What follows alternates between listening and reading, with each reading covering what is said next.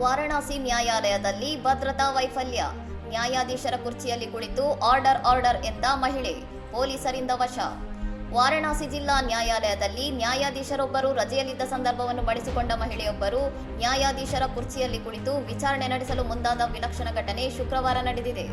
ವಂದನಾ ಗುಪ್ತಾ ಎಂಬ ಮಹಿಳೆ ನೇರವಾಗಿ ನ್ಯಾಯಾಧೀಶರ ಪೀಠಕ್ಕೆ ಹೋಗಿ ವಕೀಲರಿಗೆ ಸಾಕ್ಷಿಗಳನ್ನು ಹಾಜರುಪಡಿಸುವಂತೆ ಆದೇಶಿಸುತ್ತಾ ತಾನೇ ಜಿಲ್ಲಾ ನ್ಯಾಯಾಧೀಶ ಎಂದು ಘೋಷಿಸಿಕೊಂಡಿದ್ದಾರೆ. ನ್ಯಾಯಾಲಯದ ಕೋಣೆಯಲ್ಲಿ ಸುಮಾರು 1 ಗಂಟೆಗಳ ಕಾಲ ಅಬ್ಬರಿಸಿದ ಆಕೆ ಫೈಲ್ಗಳನ್ನು ಪರಿಶೀಲಿಸುತ್ತಾ ಟೇಬಲ್ಗೆ ಪದೇ ಪದೇ ಗುದ್ದುತ್ತಾ ಆರ್ಡರ್ ಎಂದು ಕೂಗಾಡಿ ವಕೀಲರಲ್ಲಿ ಭೀತಿ ಹುಟ್ಟಿಸಿದ್ದಾರೆ. ಘಟನೆಯ ಮಾಹಿತಿ ತಿಳಿದು ಸ್ಥಳಕ್ಕೆ ಆಗಮಿಸಿದ ಮಹಿಳಾ ಪೊಲೀಸ್ ಅಧಿಕಾರಿಗಳು ಆಕೆಯನ್ನು ವಶಕ್ಕೆ ಪಡೆದು ಕ್ಯಾಂಟ್ ಪೊಲೀಸ್ ಠಾಣೆಗೆ ಕರೆದೊಯ್ದಿದ್ದಾರೆ. ನ್ಯಾಯಾಧೀಶರ ವೇದಿಕೆಯನ್ನು ಅನಧಿಕೃತ ವ್ಯಕ್ತಿಯೊಬ್ಬರು ಪ್ರವೇಶಿಸಿ ಅಧಿಕೃತ ದಾಖಲೆಗಳನ್ನು ಮುಟ್ಟಿದ್ದು ತೀವ್ರ ಭದ್ರತಾ ಲೋಪಕ್ಕೆ ಸಾಕ್ಷಿಯಾಗಿದ್ದು, ಈ ಬಗ್ಗೆ ಜಿಲ್ಲಾ ನ್ಯಾಯಾಧೀಶರು ವರದಿಯನ್ನು ಕೋರಿದ್ದಾರೆ. ಈ ಹಿಂದೆ ಕೂಡ ಆಕೆ ನ್ಯಾಯಾಲಯದಲ್ಲಿ ಇದೇ ರೀತಿ ವರ್ತನೆ ತೋರಿದ್ದಳು ಎಂಬ ಮಾಹಿತಿ ಲಭ್ಯವಾಗಿದ್ದು, ಆಕೆಯ ಮಾನಸಿಕ ಆರೋಗ್ಯದ ತಪಾಸಣೆ ನಡೆಸಲಾಗುತ್ತಿದೆ ಎಂದು ಅಧಿಕಾರಿಗಳು ತಿಳಿಸಿದ್ದಾರೆ. ಇನ್ನಷ್ಟು ಸುದ್ದಿಗಳಿಗಾಗಿ ನೋಡ್ತಾ ಇರಿ ಸೌರಂ ಟಿವಿ.